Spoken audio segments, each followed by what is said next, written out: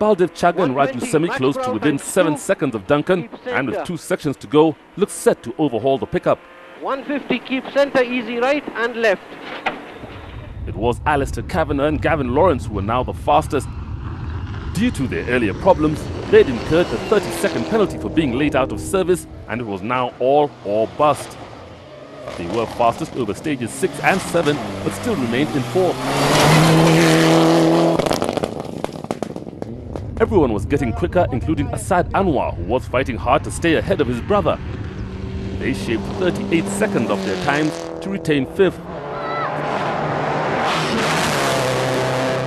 Azhar Anwar and Julius Giga even got the Evo 6 to go quicker, upping their average speed by 3 kph, which recovered them 43 seconds.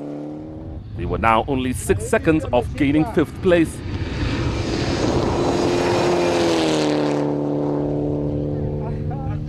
Jas Bangat and Cedric Buzabo were also storming through the stages, closing the gap on each stage, but with everyone quicker, it was difficult to make an impression, and they remained in 7th.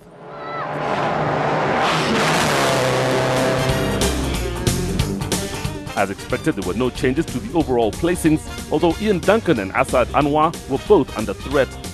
With 2 stages remaining, Carl Tundo looked set for victory. 4 cars had entered the classic car category in the event, led away from the start by Russell Savage and Alan De Boer in a Datsun 180B.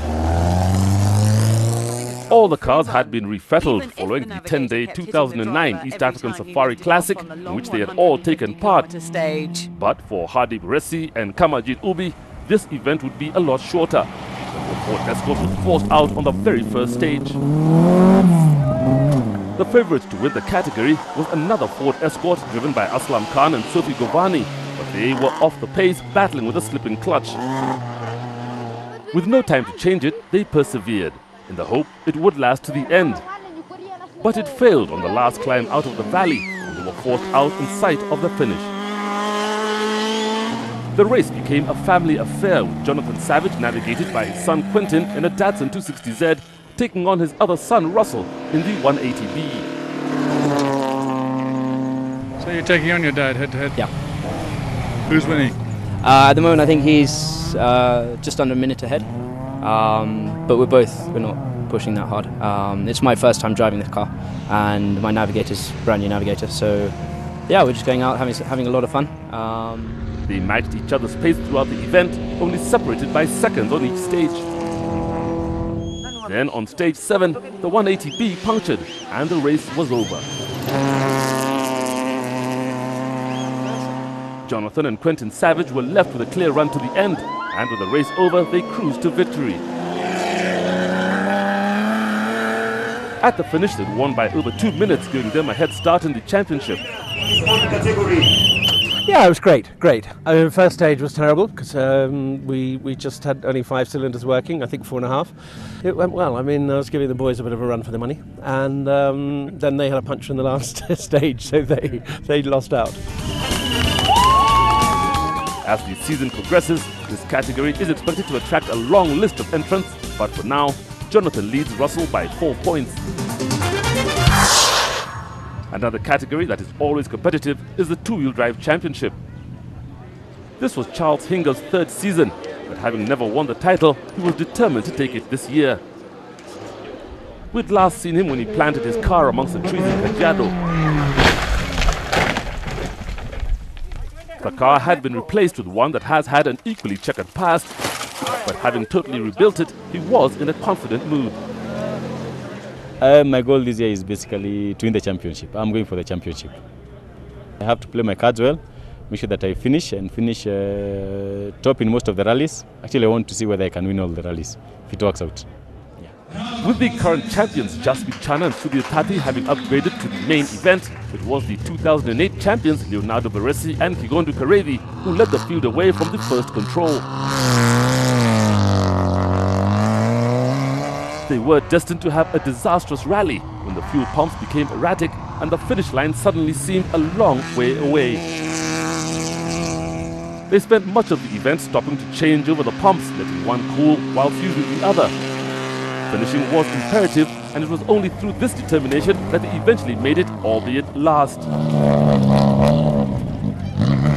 you're lucky you're going downhill, not uphill. Yeah, in fact, I think we're setting the fastest times downhill. We were switching off the car to make the pumps rest and then putting them on as we are climbing. So This is the entry level to the sport, and appearing for the first time were David Kioni and Wangi Waithaka. They were exploring their potential when this happened.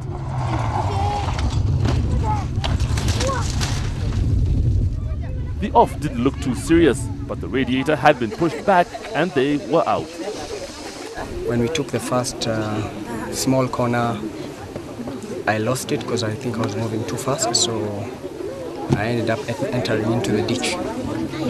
The race was now between Munir Khan and Charles Hinga, both in similar cars and both equally matched in terms of experience.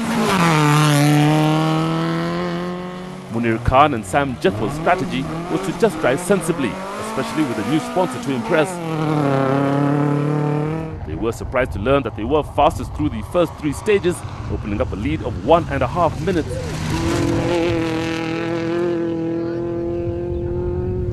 With memories of their last outing still fresh, Charles Hinga and Evans Mwenda understandably made a cautious start.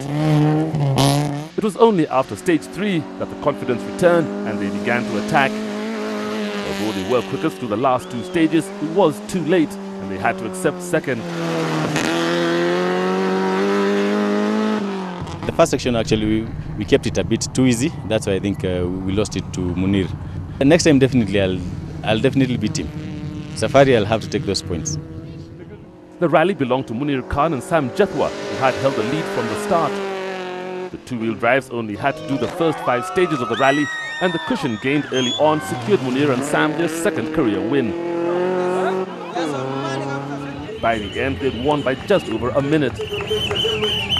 I was actually confident this time around.